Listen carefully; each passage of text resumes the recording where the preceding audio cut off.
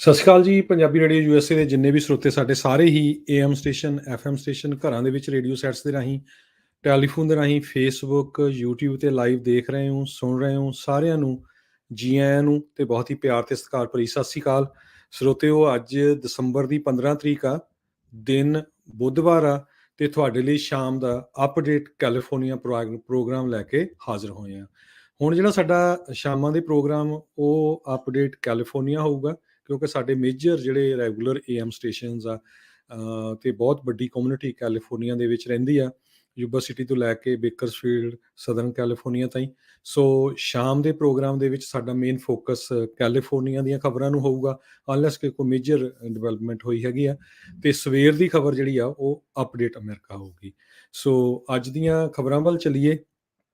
President Biden ਹੋਣਾ ਨੇ ਕਿਹਾ ਆ ਵੀ ਜਿਸ ਸਿਚੁਏਸ਼ਨ ਦੇ ਹਿਸਾਬ ਨਾਲ ਡੈਮੋਕ੍ਰੇਟਿਕ ਪਾਰਟੀ ਚੱਲ ਰਹੀ ਆ, ਵੀ ਇਹ ਬਹੁਤ ਵੱਡੀ ਪ੍ਰੋਬਲਮ 'ਚ ਹੋਊਗੀ, ਕਿਉਂਕਿ 11 ਮਹੀਨਿਆਂ ਦੇ ਵਿੱਚ ਕਹਿੰਦੇ ਵੀ ਸਾਤੋਂ ਕੁਛ ਹੋਇਆ ਨਹੀਂ ਹੈਗਾ। ਤੇ 2 ਸੈਨੇਟਰ ਜਿਹੜੇ ਆ ਇਹਨਾਂ ਦੇ ਨਾਲ ਮੰਨ ਨਹੀਂ ਰਹੇ, ਸੈਨੇਟਰ ਜੋ ਮੈਨਸ਼ਨ ਤੇ ਇੱਕ ਹੋਰ ਸੈਨੇਟਰ। ਈਵਨ ਸੈਨੇਟਰ ਜੋ ਮੈਨਸ਼ਨ ਤਾਂ ਅੱਜ ਕਾਫੀ ਅਪਸੈਟ ਵੀ ਸੀਗੇ ਜਦੋਂ ਉਹਨਾਂ ਨੂੰ ਇੱਕ ਪੱਤਰਕਾਰ ਨੇ ਕੁਐਸਚਨ ਪੁੱਛਿਆ ਵੀ ਜਿਹੜਾ ਸਟਿਮੂਲਸ ਬਿੱਲ ਆ ਉਹਦੇ ਵਾਸਤੇ ਤੁਸੀਂ ਕੀ ਕਹਿਣਾ ਚਾਹੁੰਦੇ ਆ, ਤੇ ਉਹਨਾਂ ਨੇ ਇੱਕ ਤਰ੍ਹਾਂ ਦੇ ਨਾਲ ਗਾਲ ਹੀ ਕੱਢ ਮਰੀ।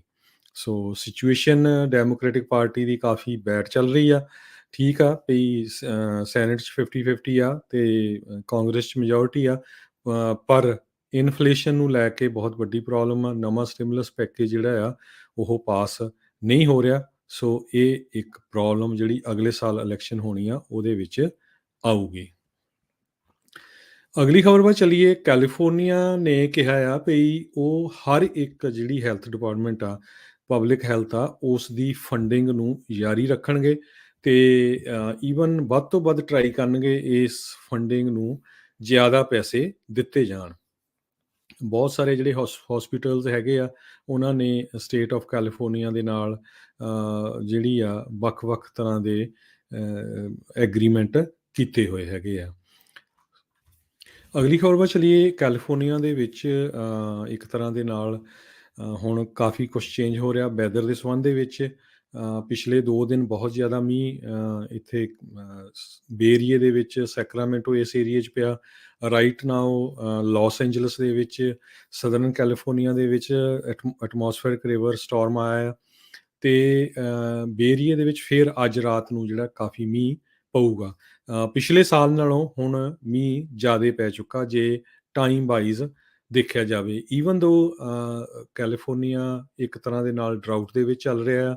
ਸਿਆਰਾ ਜਿਹੜੀਆਂ ਫੁੱਟ ਹਿਲਸ ਆ, ਸਿਆਰਾ ਨਵਾਡਾ ਦੀਆਂ, ਉੱਥੇ 30% ਤੱਕ ਜਿਹੜੀ ਸਨੋ ਆਲਰੇਡੀ ਪੈ ਚੁੱਕੀ ਆ। ਆਪਾਂ ਸਵੇਰੇ ਵੀ ਖਬਰਾਂ ਸਾਂਝੀਆਂ ਕੀਤੀਆਂ ਸੀਗੀਆਂ ਵੀ ਕਿਸ ਤਰ੍ਹਾਂ ਵੱਖ-ਵੱਖ ਜਿਹੜੀਆਂ ਪੀਕਸ ਹੈਗੀਆਂ ਕੈਲੀਫੋਰਨੀਆ ਦੇ ਵਿੱਚ, ਉੱਥੇ ਹੁਣ ਸਨੋ ਪਈ ਹੈਗੀ ਆ। 11 ਇੰਚ ਤੱਕ ਮੀਂਹ ਪਿਆ ਆ ਵੱਖ-ਵੱਖ ਏਰੀਏ ਦੇ ਵਿੱਚ। ਪਿਛਲੇ 72 ਘੰਟਿਆਂ ਦੇ ਵਿੱਚ ਨਾਰਥ ਆਫ ਸੈਨ ਫਰਾਂਸਿਸਕੋ ਏਰੀਏ ਦੇ ਵਿੱਚ 8.1 ਇੰਚ ਮੀਂਹ ਜਿਹੜਾ ਆ central cost, Santa Barbara County ਆ, ਡਾਊਨਟਾਊਨ ਲਾਸ ਐਂਜਲਸ ਆ, ਉੱਧਰ ਪੈ ਚੁੱਕਾ ਹੈਗਾ ਆ। ਸੋ ਆਉਣ ਵਾਲੇ ਸਮੇਂ 'ਚ ਵੀ 4.6 ਇੰਚ ਤੱਕ ਮੀਂਹ 24 ਘੰਟਿਆਂ ਦੇ ਵਿੱਚ ਔਰੇਂਜ ਕਾਉਂਟੀ 'ਚ ਪੈਣ ਜਾ ਰਿਹਾ ਆ। ਉੱਥੇ ਫਲੱਡਿੰਗ ਦੀ ਸਿਚੁਏਸ਼ਨ ਵੀ ਆ, ਲੈਂਡਸਲਾਈਡ ਦੀ ਵੀ ਆ, ਕਿਉਂਕਿ ਅੱਗਾਂ ਲੱਗੀਆਂ ਸੀਗੀਆਂ ਬਹੁਤ ਸਾਰੇ ਏਰੀਏ 'ਚ, ਤੇ ਜਿਹੜੇ ਟਰੀ ਆ ਉਹ ਸੜ ਕੇ ਸੁਆਹ ਹੋ ਗਏ ਆ। ਸੋ ਜਦੋਂ ਮੀਂਹ ਪੈਂਦਾ ਆ ਪਹਾੜੀ ਤੋਂ, ਸੋ ਉੱਥੋਂ ਲੈਂਡਸਲਾਈਡ, ਫਲੱਡਿੰਗ ਹੋਣ ਦੇ ਬਹੁਤ ਚਾਂਸ ਬਣੇ ਹੋਏ ਹੈਗੇ ਆ, ਤੇ ਬਹੁਤ ਸਾਰੀਆਂ ਪਿਕਚਰਸ ਆ ਵੀ ਰਹੀਆਂ ਹੈਗੀਆਂ ਆ। ਕਹਿੰਦੇ ਪਈ ਇਹਨਾਂ ਏਰੀਆ ਦੇ ਵਿੱਚ ਫਲੱਡਿੰਗ, ਲੈਂਡਸਲਾਈਡ ਹੋ ਰਹੀ ਹੈਗੀ ਆ। ਡਰਾਊਟ ਦਾ ਜੇ ਦੱਸਦੇ ਜਾਈਏ, ਮੋਂਟਾਨਾ, ਓਰੇਗਨ, ਕੈਲੀਫੋਰਨੀਆ, ਨਵਾਡਾ, ਯੂਟਾ, ਇਹ ਸਾਰੀਆਂ ਸਟੇਟਸ ਇੱਕ ਤਰ੍ਹਾਂ ਨਾਲ ਅਰਦਾਸ ਹੀ ਕਰ ਰਹੀਆਂ ਵੀ ਵੱਧ ਤੋਂ ਵੱਧ ਮੀਂਹ ਆ ਜਿਹੜੀਆਂ ਇਹਨਾਂ ਸਟੇਟਸ ਦੇ ਵਿੱਚ ਪਵੇ, ਤਾਂ ਕਿ ਸਾਨੂੰ ਜਿਹੜਾ ਆ ਡਰਾਊਟ ਦਾ ਮੂੰਹ ਨਾ ਦੇਖਣਾ ਪਵੇ।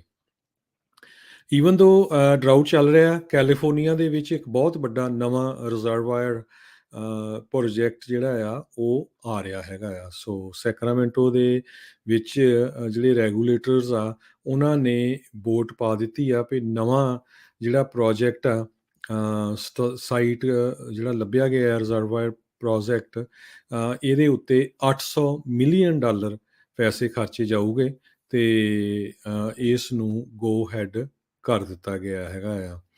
ਇਹ ਡਿਫਰੈਂਟ ਹੋਊਗਾ ਬਾਕੀ ਪ੍ਰੋਜੈਕਟਸ ਨਾਲੋਂ। ਸੋ ਇਹ 3 ਮਿਲੀਅਨ ਹਾਊਸਹੋਲਡਸ ਨੂੰ ਪਾਣੀ ਇੱਕ ਤਰ੍ਹਾਂ ਦੇ ਨਾਲ ਸਪਲਾਈ ਕਰੂਗਾ। ਅਗਲੀ ਖਬਰ ਕੈਲੀਫੋਰਨੀਆ ਦੇ ਸੰਬੰਧ ਦੇ ਵਿੱਚ ਆ। ਕਹਿੰਦੇ ਭਈ ਜਿੰਨੇ ਲੋਕ ਕੈਲੀਫੋਰਨੀਆ ਤੋਂ ਬਾਹਰ ਜਾ ਰਹੇ ਹੈਗੇ ਆ, ਹੁਣ ਉਹ ਨੰਬਰ ਥੋੜ੍ਹੇ ਜਿਹੇ ਘਟੇ ਹੈਗੇ ਆ ਪੈਂਡੈਮਿਕ ਦੇ ਦੌਰਾਨ। ਕਿਉਂਕਿ ਬਹੁਤ ਸਾਰੇ ਲੋਕਾਂ ਨੇ ਵੱਡੇ ਜਿਹੜੇ ਸ਼ਹਿਰ ਆ ਉਹਨਾਂ 'ਚੋਂ ਛੋਟੇ ਸ਼ਹਿਰ ਆ ਉਹਨਾਂ ਏਰੀਆਜ਼ ਨੂੰ ਮੂਵ ਕਰਨਾ ਸ਼ੁਰੂ ਕਰ ਦਿੱਤਾ ਹੈਗਾ ਆ। ਆਪਾਂ ਦੇਖ ਰਹੇ ਹਾਂ ਵੀ ਕੈਲੀਫੋਰਨੀਆ 'ਚ ਪਿਛਲੇ ਸਾਲਾਂ ਤੋਂ ਬਹੁਤ ਜ਼ਿਆਦਾ ਲੋਕ ਮੂਵ ਹੋ ਰਹੇ ਹੈਗੇ ਆ।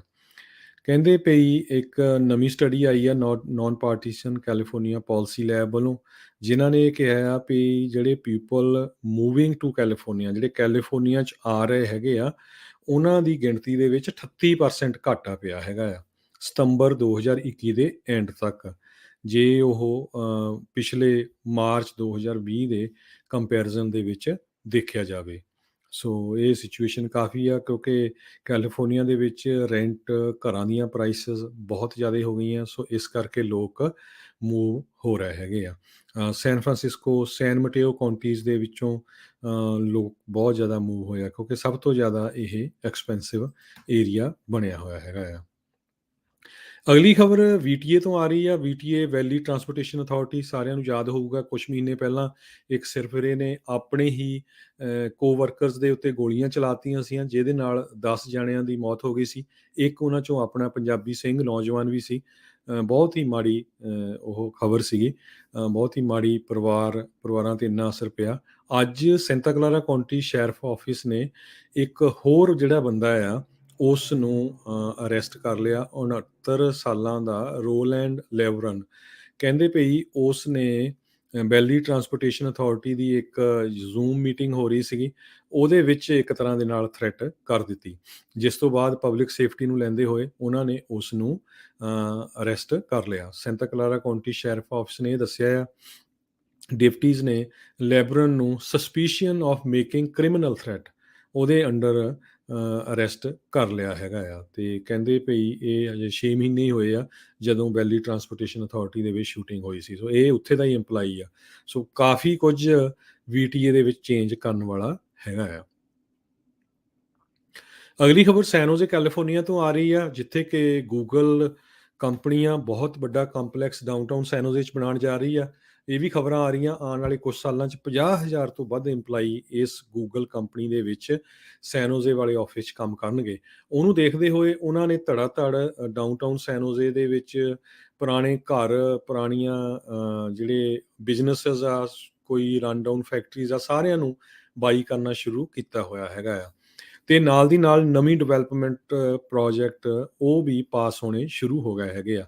ਸੋ ਉਸੇ ਏਰੀਏ ਦੇ ਵਿੱਚ ਡਾਊਨਟਾਊਨ ਸੈਨ ਹੋਜ਼ੇ ਦੇ ਵਿੱਚ ਇੱਕ ਸਕਾਈਲਾਈਨ ਦੇ ਅੰਡਰ ਹਾਈ ਰਾਈਜ਼ ਬਿਲਡਿੰਗਸ ਬਣ ਜਾ ਰਹੀਆਂ। 29 ਸਟੋਰੀ ਹਾਈ ਰਾਈਜ਼ ਬਿਲਡਿੰਗ ਬਣੂਗੀ 605 ਸਾਊਥ 2nd ਸਟਰੀਟ ਦੇ ਉੱਤੇ।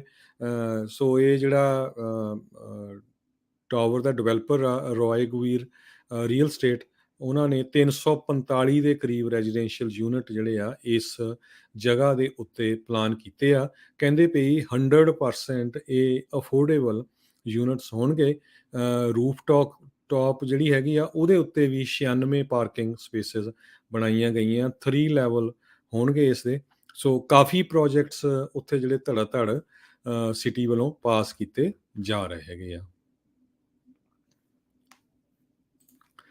ਕਰੋਨਾ ਵਾਇਰਸ ਦੇ ਸੰਬੰਧ ਦੇ ਵਿੱਚ ਅੱਜ ਕੈਲੀਫੋਰਨੀਆ ਨੇ ਬੜੀ ਇੱਕ ਸਰਪ੍ਰਾਈਜ਼ਿੰਗ ਅਨਾਊਂਸਮੈਂਟ ਕੀਤੀ ਆ। ਕਹਿੰਦੇ ਪਈ ਸੈਨ ਫਰਾਂਸਿਸਕੋ ਨੂੰ ਇਨਡੋਰ ਮਾਸਕ ਦੇ ਵਿੱਚੋਂ ਐਗਜ਼ੈਂਪਟ ਕਰ ਦਿੱਤਾ ਗਿਆ ਆ। ਇਹਦਾ ਮਤਲਬ ਇਹ ਆ ਕਿ ਸੈਨ ਫਰਾਂਸਿਸਕੋ ਦੇ ਵਿੱਚ ਜਿਹੜੇ ਲੋਕ ਕਿਸੇ ਅੰਦਰ ਬਿਜ਼ਨਸ ਜਾਊਗੇ, ਜਿਮ ਨੂੰ ਲੈ ਕੇ, ਰੈਸਟੋਰੈਂਟਸ ਨੂੰ ਲੈ ਕੇ, ਉਹਨਾਂ ਨੂੰ ਮਾਸਕ ਪਾਉਣ ਦੀ ਜ਼ਰੂਰਤ ਨਹੀਂ ਹੋਊਗੀ। ਸੋ ਇਹ ਹੁਣ ਸਟੇਂਜ ਆ, ਜਦੋਂ ਕਿ ਤੁਸੀਂ ਸਾਰੀ ਸਟੇਟ ਦੇ ਵਿੱਚ ਇਹ ਰਿਕੁਆਇਰਮੈਂਟ ਲਾ ਰੱਖੀ ਆ ਵੀ ਸਾਰਿਆਂ ਨੂੰ ਜਦੋਂ ਵੀ ਤੁਸੀਂ ਕਿਤੇ ਇਨਸਾਈਡ ਜਾਣਾ ਆ ਤਾਂ ਤੁਹਾਨੂੰ ਮਾਸਕ ਪਾਉਣਾ ਪਊਗਾ। ਸੈਨ ਫਰਾਂਸਿਸਕੋ 'ਚ ਨਹੀਂ ਪਾਉਣਾ ਪਊਗਾ। ਸੋ ਇਹ ਕਹਿੰਦੇ ਵੀ ਹੋ ਸਕਦਾ ਪੋਲੀਟੀਕਲੀ ਮੋਟੀਵੇਟਡ ਆ, ਕਿਉਂਕਿ ਆਪਣੇ ਗਵਰਨਰ ਗੈਬਨ ਨਿਊਸਮ ਇੱਕ ਟਾਈਮ ਦੇ ਉੱਤੇ ਮੇਅਰ ਰਹੇ ਆ ਸੈਨ ਫਰਾਂਸਿਸਕੋ ਦੇ, ਪਰ ਜਿਹੜਾ ਰੀਜ਼ਨ ਦਿੱਤਾ ਗਿਆ ਆ ਸੈਨ ਫਰਾਂਸਿਸਕੋ ਹੈਲਥ ਡਿਪਾਰਟਮੈਂਟ ਵੱਲੋਂ, ਡਾਕਟਰ ਸੂਜ਼ਨ ਫਿਲਿਪ ਵੱਲੋਂ, ਉਹਨਾਂ ਨੇ ਇਹ ਕਿਹਾ ਵੀ 86% ਸੈਨ ਫਰਾਂਸਿਸਕੋ ਦੇ ਰੈਜ਼ੀਡੈਂਟਾਂ ਨੇ ਘੱਟੋ ਘੱਟ ਇੱਕ ਵੈਕਸੀਨ ਲਵਾ ਲਿਆ। ਇਹ ਬਹੁਤ ਵਧੀਆ ਖਬਰ ਆ, ਕਿਉਂਕਿ ਜੇ ਇੱਕ ਟਾਊਨ ਦੇ ਲੋਕਾਂ ਨੇ 86% ਲੋਕਾਂ ਨੇ ਵੈਕਸੀਨ ਲਵਾ ਲਿਆ, ਤੇ ਉਹੀ ਰੀਜ਼ਨ ਆ ਜਿਹਦੇ ਕਰਕੇ ਫਿਰ ਆਪਾਂ ਕਰੋਨਾ ਵਾਇਰਸ ਨੂੰ ਮਾਤ ਦੇ ਸਕਦੇ ਹਾਂ, ਕਿਉਂਕਿ ਫਿਰ ਉਹ ਘੱਟ ਫੈਲੂਗੀ। ਬਾਕੀ ਜਿਹੜੇ ਸ਼ਹਿਰ ਆ ਉਹਨਾਂ ਦੇ ਵਿੱਚ ਹਜੇ ਇਹ ਫਿਗਰ ਇੱਥੇ ਤੱਕ ਨਹੀਂ ਪਹੁੰਚਿਆ ਹੈਗਾ। ਅਗਲੀ ਖਬਰ ਫ੍ਰਿਜ਼ਨੋ ਤੋਂ ਆ ਰਹੀ ਆ, ਜਿੱਥੇ ਕਿ ਇੱਕ ਫ੍ਰਿਜ਼ਨੋ ਦਾ ਇੱਕ ਏਰੀਆ ਸਾਊਥ ਵੈਸਟ ਫ੍ਰਿਜ਼ਨੋ ਆ, ਕਾਫੀ ਕ੍ਰਾਈਮ ਵਾਲਾ ਏਰੀਆ ਹੈਗਾ। ਉੱਥੇ ਪਿਛਲੇ ਰਾਤ ਲੜਾਈ ਹੋ ਗਈ 4 ਜਣਿਆਂ ਦੀ, ਤੇ ਸੱਟਾਂ ਵੀ ਲੱਗੀਆਂ, ਤੇ ਉਹਨਾਂ ਨੂੰ ਬਾਅਦ ਦੇ ਵਿੱਚ ਕਮਿਊਨਿਟੀ ਰੀਜਨਲ ਮੈਡੀਕਲ ਸੈਂਟਰ ਹੈਗਾ ਆ, ਕਿਉਂਕਿ ਉਹਨਾਂ ਦੇ ਗਨ ਸ਼ਾਟ ਵੂੰਡ ਸੀਗੇ, ਉਹ ਉਸ ਤੋਂ ਬਾਅਦ ਉੱਥੇ ਪਹੁੰਚਾਇਆ ਗਿਆ ਹੈਗਾ ਆ।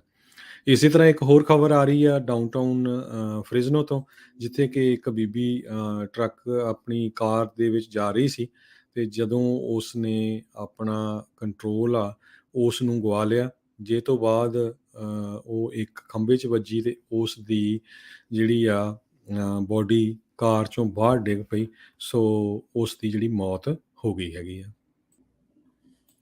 ਅਗਲੀ ਖਬਰ ਬੇਕਰਸਫੀਲਡ ਤੋਂ ਆ। ਆਪਣੀ ਸਾਰੇ ਸਰੋਤਿਆਂ ਨੂੰ ਦੱਸਦੇ ਜਾਈਏ, ਪੰਜਾਬੀ ਕਮਿਊਨਿਟੀ ਬੇਕਰਸਫੀਲਡ ਦੇ ਵਿੱਚ ਪਿਛਲੇ ਕੁਝ ਸਾਲਾਂ ਦੇ ਵਿੱਚ ਬਹੁਤ ਵਧੀ ਆ। ਇੰਨੀ ਵੱਧ ਗਈ ਹੈ ਕਿ ਇਸ ਟਾਈਮ ਬੇਕਰਸਫੀਲਡ ਦੇ ਵਿੱਚ 10 ਤੋਂ ਵੱਧ ਗੁਰੂ ਘਰ ਹੈਗੇ ਆ। ਸੋ ਤੁਸੀਂ ਅੰਦਾਜ਼ਾ ਲਾ ਸਕਦੇ ਆ ਵੀ ਕਿੰਨੀ ਕੁ ਉੱਥੇ ਪਾਪੂਲੇਸ਼ਨ ਹੋਊਗੀ। ਬੇਕਰਸਫੀਲਡ ਤੇ ਫ੍ਰਿਜ਼ਨੋ ਨੂੰ ਤਾਂ ਇੱਕ ਤਰ੍ਹਾਂ ਨਾਲ ਡਰੰਕ ਸਿਟੀ ਕਿਹਾ ਜਾਂਦਾ ਹੈ, ਕਿਉਂਕਿ ਬਹੁਤ ਲੋਕ ਉੱਥੇ ਸ਼ਰਾਬ ਪੀਂਦੇ ਆ, ਡਰੰਕ ਡਰਾਈਵਿੰਗ ਦੇ ਨਾਲ ਅਰੈਸਟ ਹੁੰਦੇ ਆ। ਤੇ ਬੇਕਰਸਫੀਲਡ ਲਈ ਦੱਸਦੇ ਜਾਈਏ, ਬੇਕਰਸਫੀਲਡ ਦੀ ਪੁਲਿਸ ਡਿਪਾਰਟਮੈਂਟ ਨੇ ਅਨਾਊਂਸ ਕੀਤਾ ਹੈ ਵੀ ਉਹ DUI ਦਾ ਜਿਹੜਾ ਚੈੱਕ ਪੁਆਇੰਟ ਕਰਨ ਜਾ ਰਿਹਾ ਆ ਸੈਚਰਡੇ ਰਾਤ ਨੂੰ। ਲੋਕੇਸ਼ਨ ਉਹਨਾਂ ਨੇ ਦੱਸੀ ਨਹੀਂ। ਸ਼ਾਮ ਦੇ 6 ਵਜੇ ਤੋਂ ਲੈ ਕੇ ਤੜਕੇ ਦੇ 2 ਵਜੇ ਤੱਕ ਜਿਹੜੇ ਆ ਉਹ ਚੈੱਕ ਕਰਨਗੇ ਗੱਡੀਆਂ ਨੂੰ। ਜੇ ਕੋਈ ਡਰੰਕ ਡਰਾਈਵਿੰਗ ਅਰੈਸਟ ਕੀਤਾ ਗਿਆ ਤੇ ਉਹਨੂੰ DUI ਦੀ ਟਿਕਟ ਮਿਲੂਗੀ, ਤੇ DUI ਦੀ ਟਿਕਟ ਅੱਜ ਕੱਲ੍ਹ ਮਾੜੀ ਬਹੁਤ ਆ। $10,000 ਤੱਕ ਤੁਹਾਨੂੰ ਕਲਾਸਾਂ, ਫਿਰ ਤੁਹਾਨੂੰ ਸੜਕ ਦੇ ਉੱਤੇ ਸਫਾਈ ਕਰਨੀ ਹਾਈਵੇਜ਼ ਦੇ ਉੱਤੇ, ਉਹ ਬੜਾ ਮਹਿੰਗਾ ਪੈਂਦਾ ਹੈਗਾ ਆ। ਉਸ ਤੋਂ ਬਾਅਦ ਕੋਈ ਬੰਦਾ ਆਪਣੀ ਜੌਬ ਵੀ ਲੂਜ਼ ਕਰ ਸਕਦਾ। ਇਮੀਗ੍ਰੇਸ਼ਨ ਤੁਹਾਡਾ ਜਿਹੜਾ ਕਿੱਦਾਂ ਦਾ ਆ ਸਟੇਟਸ, ਉਹਦੇ ਤੇ ਡਿਪੈਂਡ ਕਰ ਸਕਦਾ, ਕਿਉਂਕਿ ਡਰੰਕ ਡਰਾਈਵਿੰਗ ਦੇ ਨਾਲ ਜਿੰਨੇ ਵੀ ਕ੍ਰੈਸ਼ਿਸ ਹੁੰਦੇ ਆ, ਓਵਰਆਲ ਜੇ ਦੇਖਿਆ ਜਾਵੇ, ਕਹਿੰਦੇ 20% ਕ੍ਰੈਸ਼ਿਸ ਡਰੰਕ ਡਰਾਈਵਿੰਗ ਦੇ ਨਾਲ ਜਾਂ ਡਰੱਗ ਖਾਣ ਦੇ ਨਾਲ ਹੁੰਦੇ ਆ। ਬਾਕੀ ਤਾਂ ਚਲੋ ਪਤਾ ਨਹੀਂ ਹੁੰਦਾ ਕਿਹੜੇ ਵੇਲੇ ਕਿਸੇ ਦਾ ਐਕਸੀਡੈਂਟ ਹੋ ਜਾਵੇ। ਅਗਲੀ ਖਬਰ ਜੀ ਆਪਾਂ ਸਟਾਕ ਮਾਰਕੀਟ ਦੀ ਦੱਸਦੇ ਜਾਈਏ। ਸਟਾਕ ਅੱਜ ਉੱਪਰ ਗਏ ਆ, ਕਿਉਂਕਿ ਫੈਡਰਲ ਰਿਜ਼ਰਵ ਬੋਰਡ ਨੇ ਇਹ ਕਿਹਾ ਵੀ ਸੰਨ 2022 ਦੇ ਵਿੱਚ ਹੋ ਸਕਦਾ 3 ਵਾਰੀ ਇੰਟਰਸਟ ਰੇਟ ਵਧਾਏ ਜਾਣ। ਸੋ ਉਹਨੂੰ ਦੇਖਦੇ ਹੋਏ ਸਟਾਕ ਮਾਰਕੀਟ ਨੂੰ ਕਾਫੀ ਜਿਹੜਾ ਪੋਜ਼ਿਟਿਵ ਪੁਆਇੰਟ ਆਇਆ ਹੈਗਾ, ਜਿਹਦੇ ਨਾਲ ਅੱਜ ਸਟਾਕ ਮਾਰਕੀਟ ਉੱਪਰ ਗਈ ਹੈਗੀ ਆ। ਸਾਰੇ ਹੀ ਇੰਡੈਕਸਸ ਉੱਪਰ ਗਏ ਹੈਗੇ ਆ। ਤੇ ਜੇ ਇਸੇ ਤਰ੍ਹਾਂ ਆਪਾਂ ਕਰੰਸੀ ਦੀ ਗੱਲ ਕਰਦੇ ਜਾਈਏ, $1 ਦੀ ਕੀਮਤ ਇੰਡੀਆ ਦੇ 76 ਰੁਪਏ ਤੇ 21 ਪੈਸੇ ਦੇ ਬਰਾਬਰ ਰਹੀ ਆ। $1 ਦੀ ਕੀਮਤ ਕੈਨੇਡਾ ਦੇ $1 ਤੇ 28 ਸੈਂਟ ਦੇ ਬਰਾਬਰ ਰਹੀ ਆ। ਸੋ ਇੱਥੇ ਹੀ ਆਪਾਂ ਸਰੋਤਿਆਂ ਤੋਂ ਇਜਾਜ਼ਤ ਲੈਂਦੇ ਹਾਂ। ਮੇਰੇ ਹਰਜੋਤ ਸਿੰਘ ਖਾਲਸਾ ਵੱਲੋਂ ਤੁਹਾਨੂੰ ਸਾਰਿਆਂ ਨੂੰ ਬਹੁਤ ਹੀ ਪਿਆਰ ਤੇ ਸਤਿਕਾਰ ਭਰੀ ਸਤਿ ਸ਼੍ਰੀ ਅਕਾਲ।